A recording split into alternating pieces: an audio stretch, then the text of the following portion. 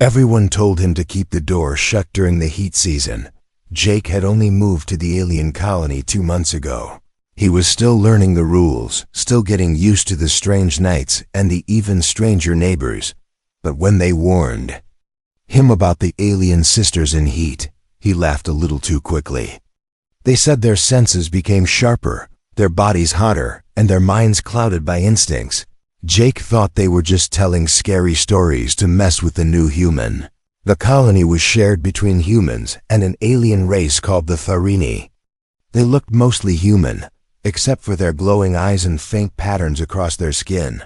Some were friendly, some ignored him, and some whispered things when he walked past. But Jake didn't mind. He just wanted peace, a place to rest. And his small home at the edge of the colony gave him that. That evening, the wind felt strange. It was warm even though the sky was dark. He closed the windows but forgot the front door. It didn't shut all the way, just hung open a little. Then came the knock. It was soft, like a weak tap, then another. And another. Jake stood still, unsure if he really heard it. He walked to the door and peeked outside. The moons were high, casting silver light across the quiet land, and standing there, shivering in a thin robe, was a young Tharini girl. Her silver blue eyes looked straight into his. Wide and pleading, her lips trembled, and she hugged herself tightly. "I'm sorry," she whispered. "I can't stay out here." Jake blinked, unsure what to do. He had no idea who she was or why she came to his door, but something about her made him step aside and gesture for her to enter. She moved quickly, like a scared animal, slipping past him and into the warm house. "I'm not here to cause trouble," she said, her voice shaking. "My name is Sarah. I got separated from my brother. He didn't come back." Jake handed her a blanket and pointed to the seat near the small heater. She sat down, pulling the blanket around her tightly. Jake watched her for a moment, unsure what to say. "You're safe here," he said gently. "I don't know much about what's going on, but you can stay tonight." She looked up at him, her eyes glowing faintly. "You don't understand," she whispered. "I'm in heat." Jake froze. Those were the exact words people had warned him about. He remembered the stories, the instincts, the scent following, the danger, but Sarah didn't look dangerous. She looked lost, scared and cold. He stepped back, giving her space. "I'll sleep in the other room," he said. "You stay here, rest. And tomorrow we'll find your brother." Sarah nodded, but her eyes followed him as he moved. Jake closed the door to his bedroom and locked it. But even as he lay down, he couldn't stop thinking about her. He heard soft footsteps outside his door, then silence, then a strange sound, almost like sniffing. He held his breath. Everything felt wrong now. Had he made a mistake letting her in? But the night passed without anything strange happening. When he woke up, the house was quiet.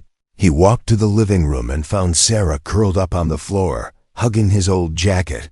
Her cheeks were flushed, her body trembling lightly. She looked up at him, her voice weak. "I'm sorry, I didn't mean to scare you." Jake didn't answer. He didn't know what to say. He picked up his cum device and messaged one of the local humans he trusted. "A Tharini girl showed up last night. Says she's in heat. What should I do?" The reply came almost instantly. "You left your door open, didn't you?" Jake stared at the message, then looked at Sarah. She was watching him now with those glowing eyes, calm but alert. The door had been left open, and now everything was changing. He wasn't sure if he'd let her in or if the house had called her in by itself. But one thing was clear, that door should have stayed shut. Jake didn't sleep the next night.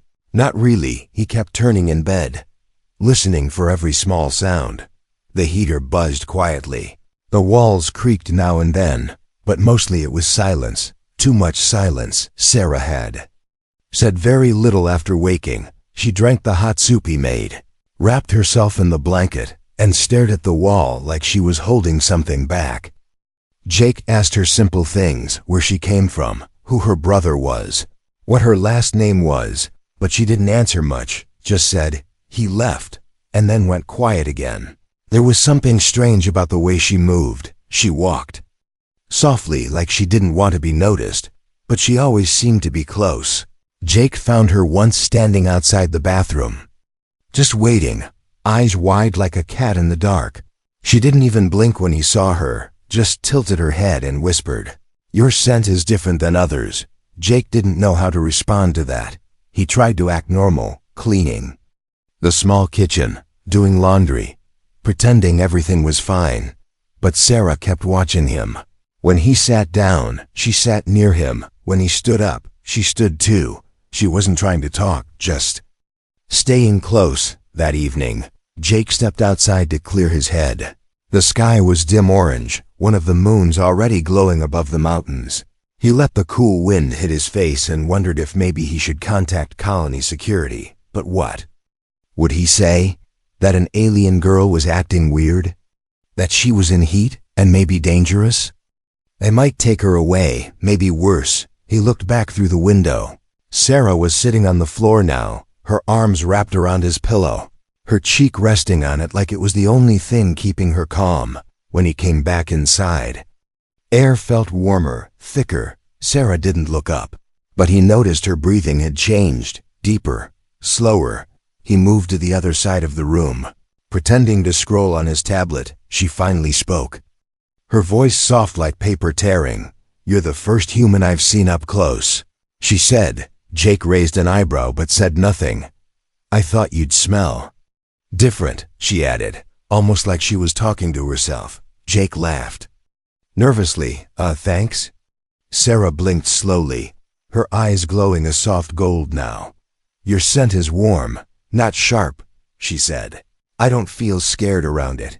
He looked away, uncomfortable. "Sarah, are you sure you're all right?" he asked. She tilted her head again, a small frown on her lips. "I don't know," she whispered. "Everything feels like fire inside." That night, Jake locked his door just to be careful. But halfway through the night, he heard something strange, a soft knock not on the front door, but on his bedroom wall. Tap, tap, tap. Then silence, then again, tap, tap, tap. He sat up, heart racing. Was it a dream? He waited, but nothing more came in the morning. He found Sarah asleep near his door, curled up like a sleeping pet. She had a small piece of his jacket tucked under her chin. When he opened the door, she didn't move, just whispered, eyes still closed. "You left the door open again." Jake stepped back, chills running through him. The door had been locked, he was sure of it. That day, he met with a human friend named Larn, who had lived on the colony for years. Larn listened quietly as Jake explained what was happening. When Jake told him about Sarah's behavior, the scent, comments, and how she followed him, Larn's face went pale. "You need to be careful," Larn said. "Tharini heat isn't just biology, it's bonding instinct." Jake frowned. "What does that mean?" "It means," Larn whispered, "if she's attached to you during her cycle, she won't let go." Jake didn't know what to say. "She said her brother left her," Jake said slowly. Larn nodded. He probably knew what was happening and ran. Jake felt sick. He hadn't signed up for any of this. He was just being kind, opening a door on a cold night. Now that door might never fully close again. That evening, when he returned, Sarah was standing near the window. She didn't greet him, just stared. Her hands were shaking, her breathing uneven. "You were gone," she whispered. "I could still smell you, but I didn't know if you'd come back." Jake swallowed hard. The door had started something, and he wasn't sure anymore if he had the power to stop it. Jake had only gone outside for 5 minutes. He didn't lock the door, didn't even think about it this time. The suns were setting, casting orange shadows across the dusty ground. He just needed air, just a short walk down the path. But when he came back, Sarah was gone. The blanket was on the floor, crumpled. The small pillow she always held was torn at the edges. The house was silent, too silent. Jake's chest tightened as he looked around, calling her name. "Sarah."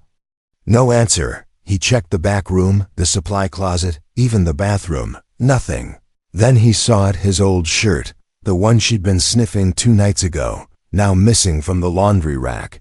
He stepped outside again, scanning the shadows between.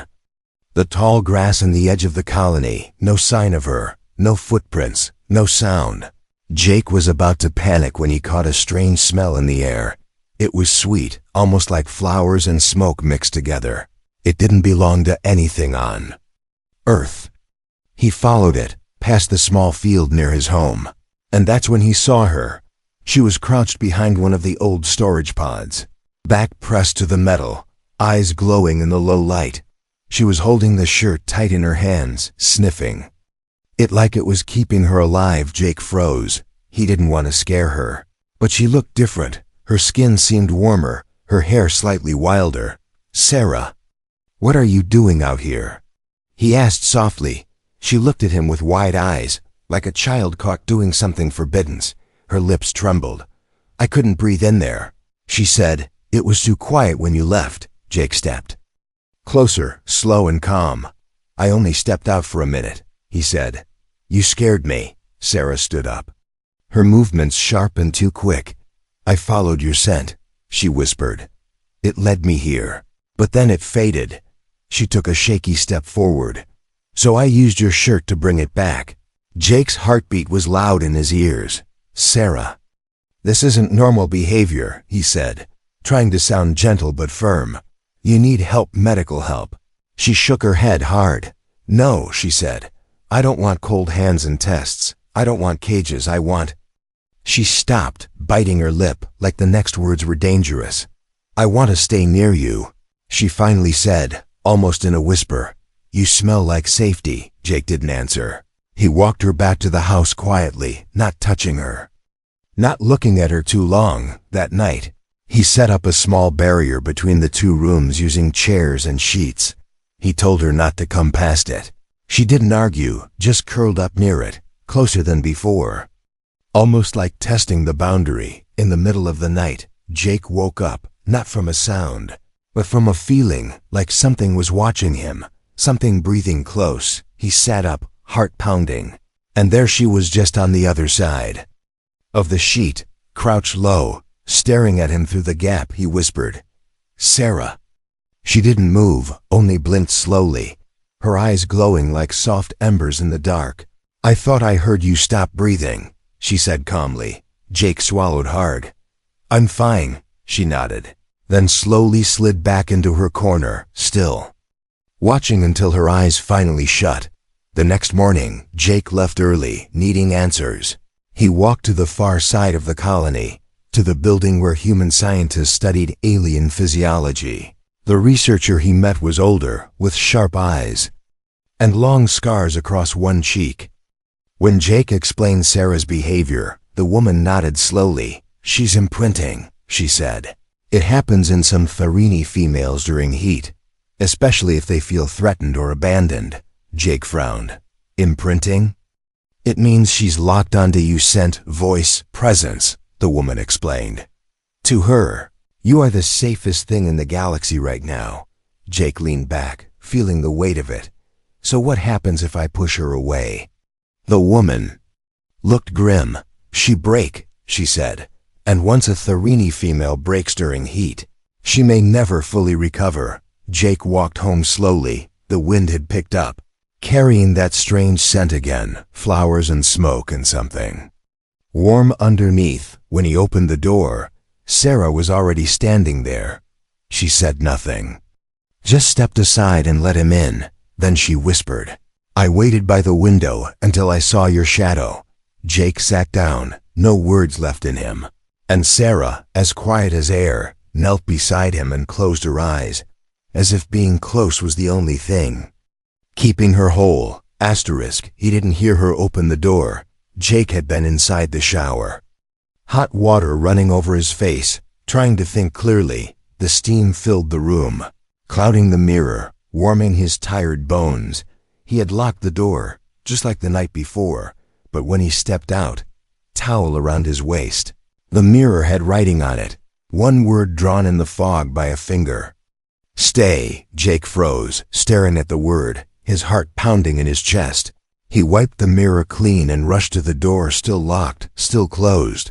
but someone had been inside. He walked into the hallway, listening for sounds. The air felt thick again, that same sweet and smoky scent crawling up his nose. In the corner of the living room, Sarah sat cross-legged, unmoving. Her eyes were shut, her chest rising and falling like she was meditating. Jake didn't say a word. He moved around her, careful not to touch, and sat on the couch, his towel still damp against the seat, but he didn't care. "You came back," Sarah whispered, eyes still closed. "I always do," Jake replied. "But this time, I want answers." She slowly opened her eyes, and they glowed faintly gold. Her voice was calm, but something underneath it trembled. "I don't know how to stop it," she said. "The closer I am, the better I feel. The farther you go, the more it hurts." Jake leaned forward, hands clasped. "Sarah, this isn't healthy for either of us. You're following me, sniffing my clothes, breaking into my room." "I didn't break in," she interrupted softly. "The door let me through." Jake blinked, confused. "What?" Sarah touched her own chest, right over her heart. "My body doesn't listen to me anymore," she said. "My instincts keep pulling me to you, even when my mind says no." He stared at her, at the soft glow around her fingertips. Something ancient, something alien was at work here. And maybe the door never mattered at all. Maybe it wasn't just about wood or metal, it was about him. Sarah stood slowly and walked over to him, stopping a few steps away. "I won't touch you," she said. "But I want you to understand something." Jake nodded silently. She knelt in front of him, not begging, not shaking, just steady and calm. "When my heat began, I ran away because my brother feared me," she said. "He thought I would lose control and hurt someone. So he left me outside, in the cold." Jake's throat tightened. Sarah continued, voice low and slow. "But when I found you, something inside me said safe, even when I was shaking. Even when I didn't know your name, your scent told me you wouldn't hurt me." Jake looked away, unsure how to respond. He stood and walked to the window, needing distance. "I need time, Sarah," he said firmly. "I need to understand what's happening to you and what it means for me." Behind him, her voice didn't rise, didn't beg. "I know," she whispered. "But time doesn't work the same for me right now." That night, Jake did something new. He slept with the lights on, not because he feared her, but because the dark now held too many questions. At some point during the night, he woke up and smelled something burning, not fire, but heat, body heat, pulsing in the air like pressure. He opened his eyes slowly, afraid of what he'd see. Sarah was not inside his room, but her silhouette stood on the other side of the bedroom door, not moving, just standing there in silence. Her shadow stretched long across the floor, her fingers twitching slightly. Jake didn't speak. He simply turned his head to the side, closed his eyes again, and waited. When morning came, the shadow was gone, but a small folded note had been slipped under the door. 4 words, written in shaky ink. "I'm trying to resist." Jake held the paper in his hands for a long time. He didn't know what scared him more, the heat inside her, or the warmth growing quietly inside himself. The first thing he noticed was the silence, not the peaceful kind, but the kind that comes before something breaks. Even the heater wasn't humming, and the usual clicks in the pipes had stopped. Jake stood in his living room, staring at the door Sarah used to sit beside. Now it was open again, wide open. The cold wind blew softly inside, but she was nowhere to be seen. Her blanket lay abandoned on the floor, the jacket she loved missing. Jake stepped outside, calling her name. Nothing but the wind and the dry grass moving under a dull sky. It wasn't like her to leave without a word. Not now, not after everything. He searched the nearby fields, the old cargo storage, even the edge of the forest where human patrols warned not to go. Then he found her lying on her side beneath a tall glowing tree, her skin flushed and trembling. She didn't look injured. But something was wrong. Her breath was shallow, and her hands clawed weakly at the earth. Jake ran to her side, kneeling beside her. "Sarah, what happened?" he asked, panic creeping into his voice. Her lips moved slowly, barely forming words. "I didn't want to take any more," she whispered. "I thought if I went far enough, it would stop." Jake touched her forehead. It was burning her. "Skin hotter than it should be. You shouldn't have come out here alone," he said. "I thought you were resting." She opened her eyes slightly, golden and dim. "I was trying to protect you," she murmured. "From me." Jake lifted her carefully into his arms. She was light, too light. Like her strength had drained faster than her body could keep up. When they got back to the house, he wrapped her in every blanket he could find. She trembled violently for a few minutes, teeth clenched, as if something inside her was at war. Then, suddenly she stopped moving. Her body went completely still. Eyes shut, breath frozen in her throat. Jake panicked, shaking her, calling her name. Nothing. He grabbed the communicator and called the same researcher from before. "She's not breathing," Jake said, voice cracking. "She just stopped." The woman on the screen was calm but serious. "She's entering the second phase," she said. "She's bonded fully to you. Her system was holding back too long. If you don't warm her, touch her, be close, she will shut down completely." Jake stared at the device, speechless. "I don't know what you mean," he said. "I'm not some magical cure." "You're not a cure," the woman replied. "You're the anchor her biology chose." Jake hung up, his hands shaking. He walked back to Sarah and sat beside her. She looked almost peaceful now, but it was the kind of peace that comes before fading away, slowly.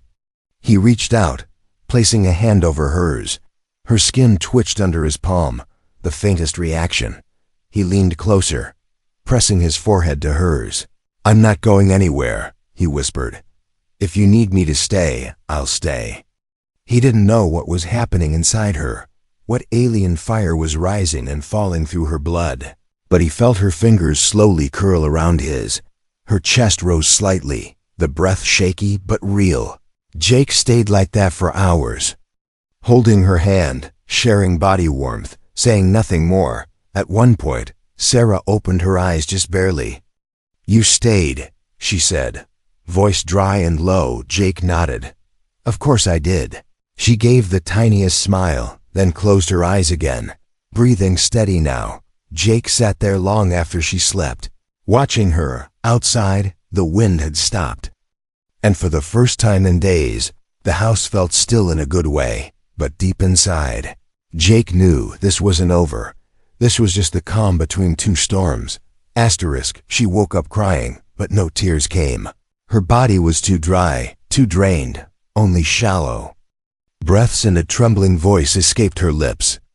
Jake sat beside her, watching, helpless but close. Sarah didn't speak at first, just reached for his arm and clung to it like it was the last solid thing in a shifting world. He didn't pull away this time. He let her hold on. The warmth between them wasn't romantic, it wasn't even gentle, it was desperate, wild, and necessary. Jake had slept beside her on the floor the night before, afraid she might slip away again.